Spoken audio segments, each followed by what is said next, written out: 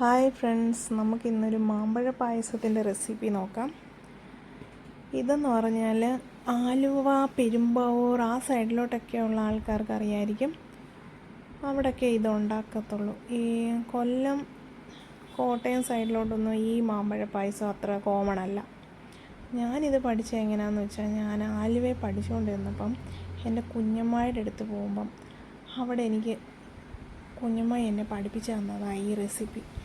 പിന്നെ എനിക്ക് എപ്പം നാട്ടുമാങ്ങ വേണം കേട്ടോ. ഇതിന് നല്ല നാട്ടുമാങ്ങ വേണം. പിന്നെ എനിക്ക് എപ്പം നാട്ടുമാങ്ങ കിട്ടിയാലും ഞാനിത് പായസമാക്കും ഇച്ചിരി എടുത്ത്.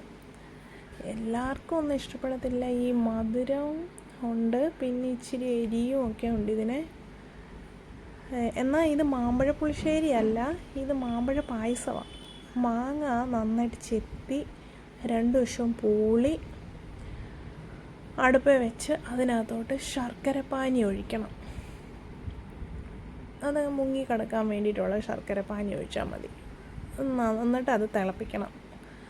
നന്നായിട്ട് തിളച്ച് വരുമ്പം പുഴുക്കലരി വറുത്ത് പൊടിച്ച് ഇതിനകത്തിടണം. അതാണ് ഇതിൻ്റെ ബേസ്. പുഴുക്കലരി വറുത്ത് നല്ല ക്രിസ്പി ആവുന്നിടം വരെ വറക്കണം. എന്നിട്ട് ഇത് തരിയായിട്ട് പൊടിക്കണം. ചെറിയ തരി ഉണ്ടായിരിക്കണം അതിനകത്ത്. എന്നിട്ട് ഈ പുഴുക്കലരി വറുത്ത് പൊടിച്ചത് നമ്മൾ സെപ്പറേറ്റ് കാച്ചണം. ഇല്ലെങ്കിൽ ഇതിനകത്ത് ഒഴിച്ചു കഴിഞ്ഞാൽ ശർക്കരപ്പാനിയിലിട്ട് കഴിഞ്ഞാൽ അത് വേവത്തില്ല.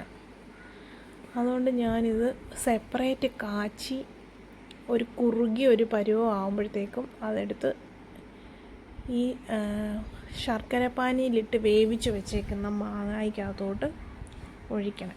ഏകദേശം ഈ പരുവമൊക്കെ ആകുമ്പോഴത്തേക്കും നമ്മളൊന്ന് കഴിച്ചു നോക്കിയാൽ ചെറിയ തരിയൊക്കെ വെന്തെന്നൊന്ന് ഉറപ്പ് വരുത്തിയിട്ട് അതിനകത്തങ്ങ് ഒഴിക്കണം.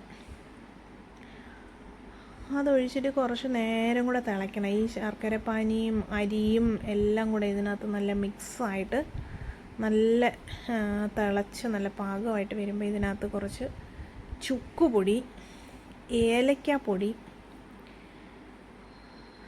പിന്നെ നിങ്ങൾക്കൊക്കെ ഇഷ്ടമാണെങ്കിൽ ജീരകത്തിൻ്റെ പൊടിയും കൂടി ഇടാം. നല്ല ഫ്ലേവറായിരിക്കും. ചുക്കുപൊടിയും ഏലക്കപ്പൊടിയും ജീരകം പൊടിയുമാണ് ഞാനിതിനകത്ത് ഇട്ടേക്കുന്നത്. പിന്നെ നല്ല തേങ്ങാപ്പാലും കൂടെ ഒഴിക്കണം. എന്നിട്ട് പതിയെ ഒന്ന് തിളച്ച് വരുമ്പോഴത്തേക്ക് ഓഫ് ചെയ്യാം. ഈ മാങ്ങ നന്നായിട്ട് ശർക്കരപ്പാനി കിടന്ന് വേവണം. പിന്നെ ഈ അരി വറുത്ത് പൊടിച്ചതിട്ട് കഴിഞ്ഞിട്ട് കുറച്ച് നേരം ഈ ശർക്കരപ്പാനി കിടന്ന് സെറ്റാവണം. എന്നിട്ട് ലാസ്റ്റിലേ നമ്മൾ തേങ്ങാപ്പാൽ ഒഴിക്കാവുള്ളൂ. അത് കഴിഞ്ഞ് ഇതിന് താളിക്കണം. അത് നെയ്ക്കകത്താണ് താളിക്കുന്നത്. അത് ഇച്ചിരി 1 സ്പൂൺ നെയ്യ് ഒഴിച്ച് ഇച്ചിരി കടുക് ഇട്ട് അത് പൊട്ടി വരുമ്പോൾ ചെറിയ ഉള്ളിയും വറ്റൽ മുളകും കരിയാപ്പിലയും ഇത്രയും മതി. ഇത് നന്നായിട്ട് മൂത്ത് വരുമ്പോഴത്തേക്കും നമ്മുടെ ഈ റെഡി ആയിരിക്കുന്ന പായസത്തിൻ്റെ മുകളിലോട്ട് ഒഴിക്കണം. ചിലർക്കൊന്നും ഈ വറ്റൽ മുളകിൻ്റെ എരിയൊന്നും ഇഷ്ടപ്പെടത്തില്ല. പക്ഷേ എനിക്ക് ഇതിൻ്റെ ഈ മധുരവും ഈ എരിയും അതിൻ്റെ മാങ്ങയുടെ പുളിയും ഒക്കെ ചേർന്നിട്ടുള്ള ആ ടേസ്റ്റ് എനിക്കിഷ്ടമാണ്. ഈ കടു വറുത്തത് നന്നായിട്ട് മൂത്ത് വരുമ്പോഴത്തേക്കും അത് നമ്മൾ ഇതിനകത്തോട്ട് ഒഴിക്കണം. അത് നല്ല സൂപ്പർ ടേസ്റ്റാണ് ഈ മാമ്പഴ പായസത്തിന്. അപ്പോൾ എല്ലാവരും ട്രൈ ചെയ്ത് നോക്കണേ.